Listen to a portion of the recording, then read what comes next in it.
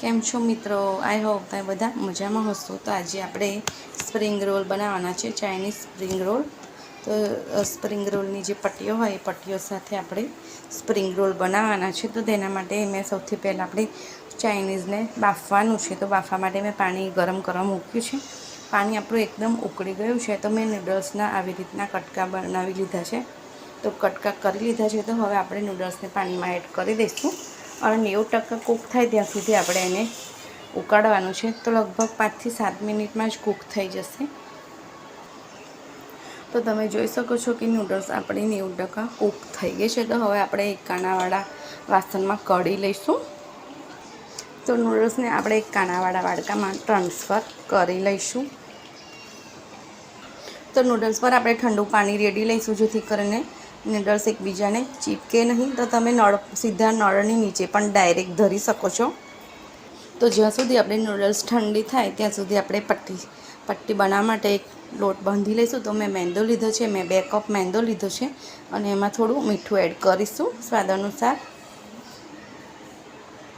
અને થોડું મોવન માટે તેલ એડ કરી બધું મિક્સ કરીને એક સરસ લોટ બાંધી લઈશું।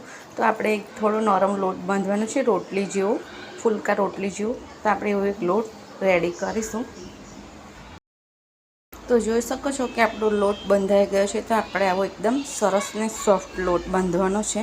તો હવે આપણે લોટ ઢાંકીને રાખીશું 10 થી 15 મિનિટ માટે।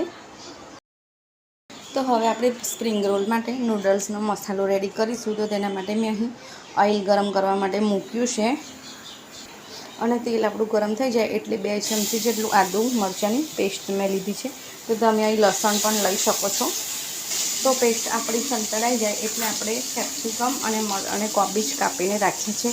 તો તમે ઓનિયન પણ લઈ શકો છો અને ગાજર પણ લઈ શકો છો। તો તેને પણ આપણે એડ કરી દઈશું અને સરસ રીતે બધું મિક્સ કરી લઈશું।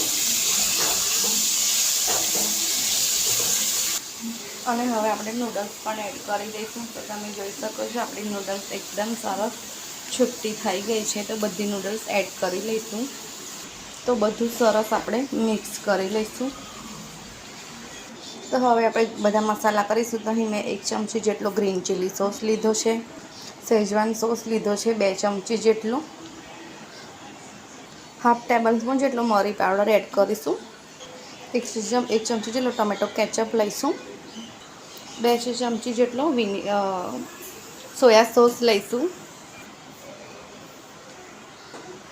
અને 1 મોટી ચમચીને રેડ ચીલી સોસ લઈશું। તો હવે બધી જ વસ્તુઓ સરસ રીતે મિક્સ કરી લઈશું।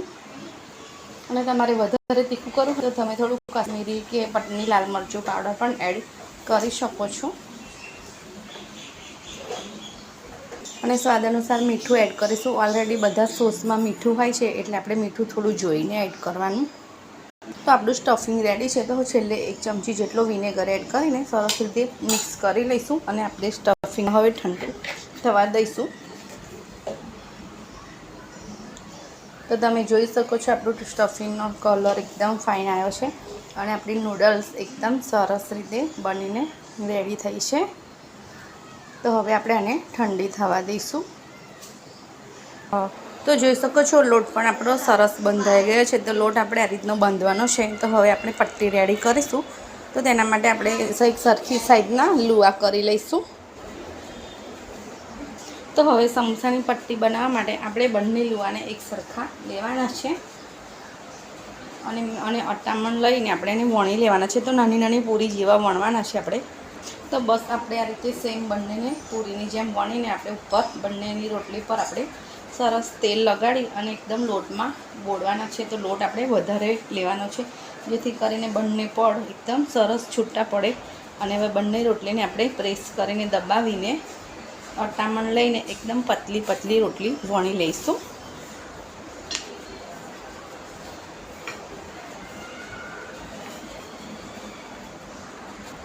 તો રોટલી તમારાથી જેટલી પતલી થાય અને જેટલી મોટી થાય એટલી વણવાની છે। એકદમ પતલી જ રોટલી આપણે તૈયાર કરવાની છે। તો આ રોટલી બનાવીને, આ પટ્ટી બનાવીને તમે એને ફ્રીઝરમાં સ્ટોર પણ કરી શકો છો। તો જેટલી પતલી બને એટલી આપણે એને વણવાની છે।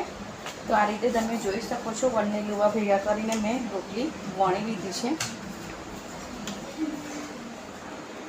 તો આ રીતની એકદમ પતલી રોટલી રેડી કરવાની છે અને હવે આપણે તવીમાં લઈ લઈશું. તો આપણે બંને બાજુ એકદમ મીડિયમ તાપે સરસ બંને બાજુ શેકાવા દેવાની છે રોટલીને. તો એક બાજુ આ રીતના ડાઘા પડે એટલે આપણે એને પલટાવી લઈશું અને બીજી બાજુ પણ સરસ રીતે આ રોટલી થઈ છે એવી બીજી બાજુ સરસ શેકી લઈશું. તો તમે જોઈ શકો છો અત્યારથી જ રોટલીના પડ એકદમ સરસ છૂટા પડવા લાગ્યા છે. તો ગરમ ગરમ હોય ત્યારે જ તમારે રોટલીનું પડ છૂટું પાડી લેવાનું છે. તો હવે આપણી રોટલી શેકાઈ ગઈ છે તો એને આપણે કઢી લઈશું અને ધીરેથી હલાવતા એના પડને છૂટા પાડી લઈશું.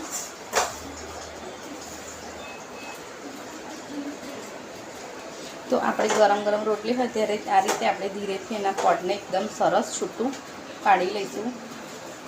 તો જોઈ શકો છો આપણી રોટલી રેડી છે. તો અને હવે આપણે ફોલ્ડ કરીને ગરમ ગરમ જ ગરમામાં મૂકી દેવાની છે જેથી કરીને હળવી રહે. તો આ રોટલીને તમે આવી રીતે જ પેક કરીને સ્ટોર પણ કરી શકો છો.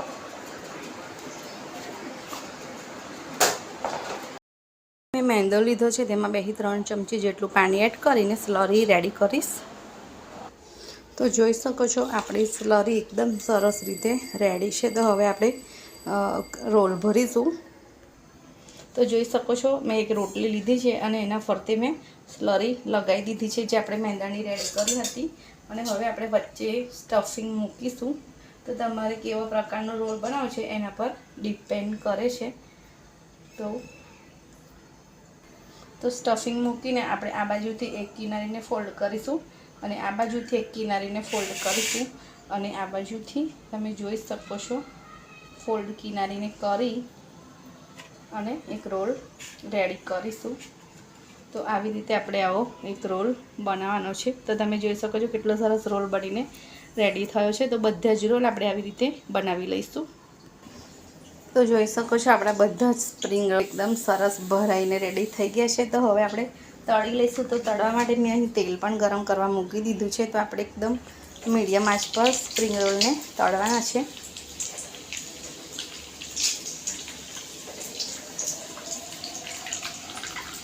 તો એક વખતમાં 2 થી 3 સ્પ્રિંગ રોલ એકસાથે તળાશે.